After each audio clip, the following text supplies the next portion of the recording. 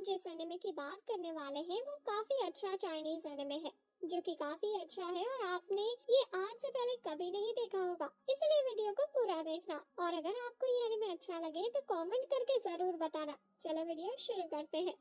तो कहानी की शुरुआत होती है और हम एक छोटे से बच्चे को देखते हैं जो नदी में एक लकड़ी की चीज में था और अपने आप ही बहता हुआ जा रहा था। तभी एक लड़का जो फॉरेस्ट में फल इकट्ठा कर रहा था वो उस छोटे बच्चे को देख लेता है और उसके पास पहुंच जाता है। साथ ही हम देखते हैं कि उस फल इकट्ठा कर रहे लड़के का एक हाथ नहीं था। वो लड़का उस छोटे बच्चे को अपने साथ ले जाता है। इससे पहले वहाँ का मौसम खराब होने लगता है और अचानक से ही तेज हवा चलने लगती है। तभी तेज बिजली कड़कती है और काले बादलों में से एक गोल्डन ड्रैगन निकलता है। वो लड़का उस गोल्डन ड्रैगन को देखकर काफी डर जाता है। असल में गोल्डन ड्रैगन उस छोटे बच्चे को ले जाने आया था, पर वो लड़का उस छोटे बच्चे को पकड़ लेता है और उस ड्रैगन को जाने की कहता है। तभी हमें पता चलता है कि वो लड़का अच्छे से बोल भी नहीं सकता था और उसके शब्द समझना काफी मुश्किल था। तभी वो लड़का फाइट के लिए एक लकड़ी उठा लेता है और उस छोटे बच्चे को बचाने के लिए तैयार हो जाता है। पर गोल्डन ड्रैगन काफी जोर से चिल्लाता है जिससे हर चीज हिलने लगती है। पर वो लड़का डरता नहीं है और वो भी उस ड्रैगन पर जोर से चिल्लाता है। ये देखकर गोल्डन ड्रैगन अपने मुंह से एक छोटी सी आग फेंकता है जैसे उस लड़के की लकड़ी जल जाती है। साथ ही उसका थोड़ा सा हाथ भी जल जाता है। लेकिन वो लड़का अब भी नहीं डरता और गोल्डन ड्रैगन को जाने की कहता है। पर अब उससे गोल्डन ड्रैगन को काफी गुस्सा आ जाता है और वो काफी स्ट्रॉन्ग फायर अटैक उस लड़के के ऊपर कर देता है। बचने के लिए वो लड़का उस छोटे बच्चे के साथ एक पत्थर के पीछे छुप जाता है। पर तभी वो लड़का देखता है कि अब उस तक आग नहीं पहुंच रही है, क्योंकि वहाँ एक आदमी आ गया था जिसने पानी की मदद से एक दीवार बना दी थी और ड्रैगन का अटैक उस दीवार के पार नहीं जा पा रहा था। फिर वो लड़का उस आदमी को मास्टर बुलाता है। ड्रैगन और ताकत के साथ अटैक करता है और फिर भी कुछ नहीं होता। ये देखकर ड्रैगन रुक जाता है।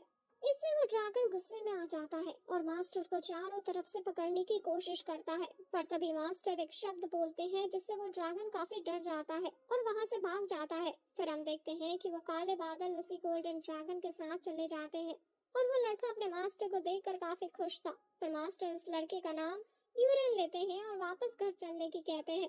जिसके बाद हम 14 साल बाद का सीन देखते हैं जहाँ यूरेन और वो लड़का जिसका नाम चैंग है काफी बड़े हो चुके थे और दोनों बात कर रहे थे कि वो बचपन से मास्टर के साथ ही हैं और उन्हें मास्टर ने काफी कुछ सिखाया है। हालांकि मास्टर ने उन्हें कभी कल्टीवेशन नहीं सिखाया। साथ ही वे दोनों मास्टर के 3000 टेक्स्ट ऑफ बुक्स पढ़कर याद कर चुके हैं।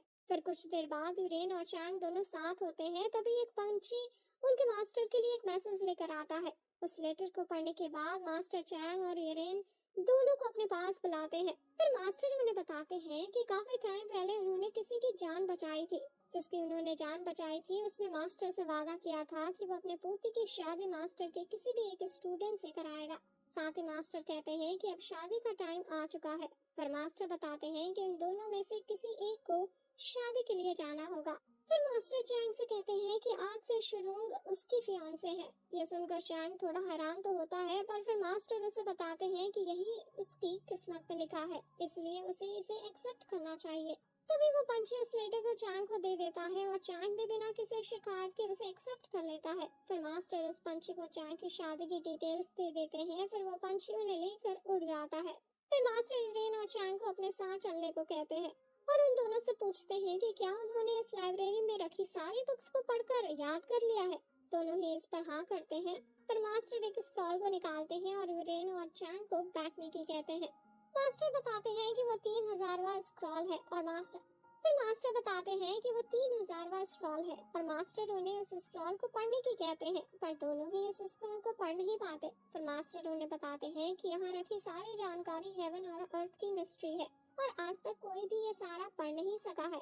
इसके बाद मास्टर उन्हें पढ़कर सुनाने लगते हैं और जैसे ही वो पहले शब्द बोलते हैं तभी यूरेन को याद आता है कि ये वही शब्द है जिसे सुनकर वो गोल्डन ड्रैगन भाग गया था। फिर मास्टर दोनों को अपने साथ सारे शब्द बुलवाते हैं। जिसके बाद हम शाम का सीन देखते हैं जहाँ चैंग यूरेन के साथ कुछ मशरूम इकट्ठा कर रहा होता है। चैंग ढलते हुए सूरज को देखता है जो उसे काफी पसंद आता है और वो उसकी तारीफ करने लगता है। तभी चैंग उस लेटर से शुरुंग के बारे में पढ़ने लगता है और उसे पता चलता है कि शुरुंग उससे 3 दिन छोटी है, जिससे चैंग अंदाजा लगा लेता है कि वो अभी भी काफी यंग है और हो सकता है वो खूबसूरत भी हो। फिर चैंग यूरेन को वापस घर चलने की कहता है क्योंकि अब रात भी होने वाली थी। पर तभी काफी तेज हवा चलने लगती है और चैंग को काफी अजीब सा लगने लगता है, जिससे वो अपनी जगह पर रुक नहीं पाता और वो माउंटेन से नीचे गिर जाता है। यूरेन जल्दी से चैंग के पास आता है और चैंग को उठाने की कोशिश करने लगता है, पर तभी अचानक से चैंग की बॉडी से अजीब एनर्जी निकलने लगती है। कुछ ही देर में रात हो जाती है और यूरेन चैंग को अपने साथ लेकर घर जाने लगता है, पर तभी एक डीमन वुल्फ उन्हें देख लेता है और उनके सामने आ जाता है। तभी चैंग, जो कि हिल नहीं पा रहा था, वो यूरेन को वहां से भाग जाने को कहता है, पर यूरेन मना कर देता है और पहले की तरह चैंग को बचाने के लिए उसके सामने खड़ा हो जाता है। पर अब की बार यूरेन के पास चाकू था। फिर यूरेन और वुल्फ दोनों एक दूसरे पर अटैक करते हैं, जिससे यूरेन के गाल पर और उस वुल्फ के गाल पर दोनों के चोट का निशान आ जाता है। ये देखकर वो वुल्फ चिल्लाता है, जिससे उसके साथी भी आ जाते हैं, पर फिर भी यूरेन उनसे डरता नहीं और फाइट करने के लिए तैयार हो जाता है। तभी दो वुल्फ एक साथ यूरेन पर अटैक करते हैं। यूरेन उनमें से एक को तो घायल कर देता है, पर दूसरा यूरेन के ऊपर आ जाता है। यूरेन उसे अपने ऊपर से हटा नहीं पा रहा था, तभी एक वुल्फ चैंग की तरफ जाने लगता है। चैंग उठने की कोशिश करता है, पर वो ज्यादा हिल नहीं पाता और एक वुल्फ चैंग के भी ऊपर आ जाता है, पर वो वुल्फ कुछ कर पाते इससे पहले मास्टर वहां आ जाते हैं और अपने एक ही अटैक से उन दोनों डीमन वुल्फ को मार देते हैं। तभी मास्टर भी देखते हैं कि चैंग के अंदर से एनर्जी निकल रही है, तो वो अपनी एक टेक्निक का यूज चैंग पर भी करते हैं, जिसके बाद हम देखते हैं कि चैंग गर्म पानी में मेडिटेशन कर रहा होता है। वही मास्टर और यूरेन बाहर बैठे थे। तभी चैंग जो भी आज हुआ वो सब याद करता है और अचानक से होश में आ जाता है। फिर चैंग मास्टर से पूछता है कि वो कहाँ है और ये हो क्या रहा है। फिर मास्टर उससे पूछते हैं कि क्या उसे याद है जब वो फॉरेस्ट में नीचे गिरा था, पर चैंग बताता है कि उसे कुछ सही से याद नहीं आ रहा, जिस पर मास्टर बताते हैं असल में उन दोनों पर कुछ बुरे बीस्ट ने अटैक किया था और यूरेन ने अपनी जान पर खेलकर उसे बचाया है। फिर मास्टर चैंग को बताते हैं कि असल में चैंग एक खतरनाक बीमारी से घिर चुका है। फिर चैंग पूछता है कि क्या ये सब उसके माउंटेन से गिरने की वजह से हुआ है। तब मास्टर उसे बताते हैं कि वो उस बीमारी के साथ ही पैदा हुआ है। मास्टर कहते हैं कि वो चैंग की मदद करना चाहते हैं, पर अब उनके पास इतना टाइम नहीं है कि वो इसके लिए दवाई खोजने निकले। फिर मास्टर चैंग को बताते हैं कि वो 20 साल की एज मुश्किल से देख पाएगा, उससे पहले जरूर उसकी मौत हो जाएगी। ये सुनकर चैंग काफी हैरान हो जाता है और कहने लगता है कि मतलब मास्टर के पास भी इसका कोई इलाज नहीं है। फिर मास्टर अभी के लिए चैंग को सिर्फ आराम करने और रिकवर होने की कहते हैं। पर चैंग उनसे पूछता है कि क्या कोई भी रास्ता है जिससे वो अपनी बीमारी को ठीक कर सके, पर मास्टर मना कर देते हैं। ये सुनकर चैंग कहता है कि क्या इसे बीमारी कहना सही भी होगा, क्योंकि इसकी कोई दवाई ही नहीं है। जिस पर मास्टर कहते हैं कि ये बीमारी नहीं बल्कि चैंग की किस्मत है। फिर चैंग खड़ा होता है और कहता है कि उसने मास्टर की एक बुक में पढ़ा था कि हेवन के खिलाफ जाकर भी अपनी किस्मत को भी बदला जा सकता है। मास्टर बताते हैं कि ये बिल्कुल सच है कि अपनी किस्मत को बदला जा सकता है, पर चैंग ये नहीं कर पाएगा। साथ ही आज तक के इतिहास में सिर्फ 3 लोग ऐसे रहे हैं जिन्होंने अपनी किस्मत बदल कर दिखाई है।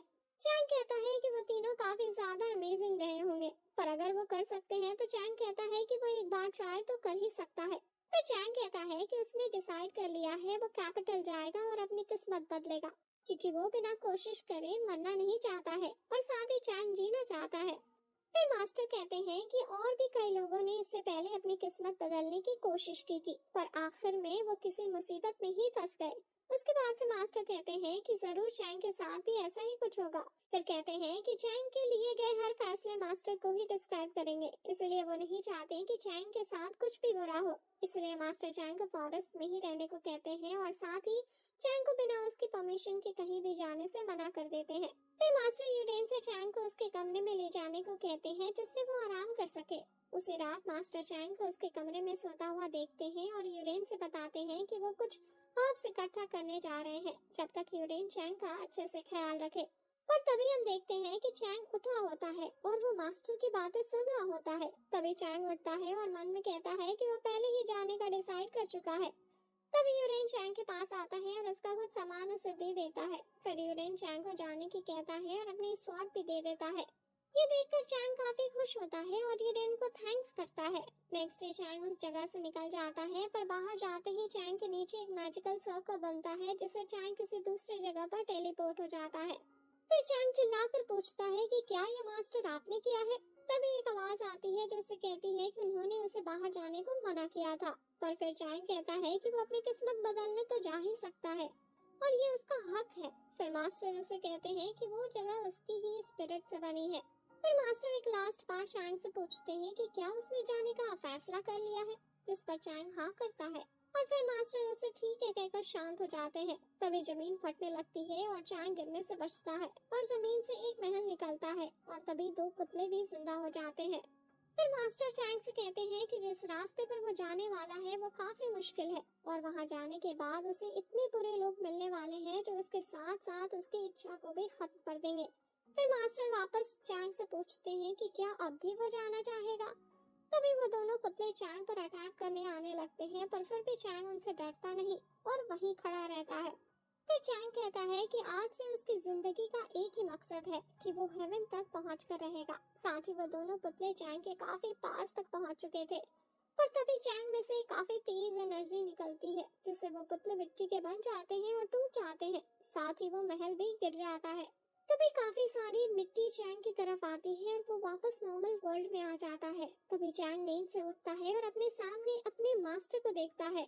चैंग मास्टर के पास जाता है और उनसे माफी मांगता है कि क्यों उनकी इजाजत के बिना बाहर आ गया था। फिर चैंग कहता है कि ये पूरा फैसला उसका अकेले का था, यूरेन का इसमें कुछ लेना देना नहीं है। फिर चैंग मास्टर से कहता है कि उन्होंने उसे इल्यूजन की मदद से काफी कुछ सिखाया जिसे वो हमेशा याद रखेगा। साथ ही चैंग कहता है कि वो जाएगा और उस शादी को भी करवा देगा, क्योंकि जिस रास्ते पर वो जाने वाला है वो काफी मुश्किलों से भरा होने वाला है और वो अपने साथ किसी और की भी जिंदगी खतरे में नहीं डाल सकता।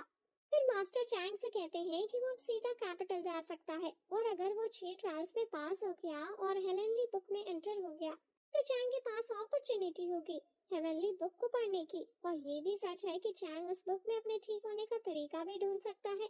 आखिर में मास्टर चैंग से कहते हैं कि आज के बाद से वो चाहे मरे या जिए अब हेवंस के हाथ में होगा। चैंग रोने लगता है और आज तक जो कुछ भी मास्टर ने उसके लिए किया है उसके लिए उनका थैंक्स करता है। सीन शिफ्ट होता है और हम देखते हैं कि चैंग एक टाउन तक पहुंच चुका था और वो किसी जगह पर पहुंचकर रुक जाता है। तो अब इस वीडियो का यही एंड होता है। अगर आपको ये वीडियो अच्छी लगी हो तो वीडियो को लाइक करें और चैनल को सब्सक्राइब करें।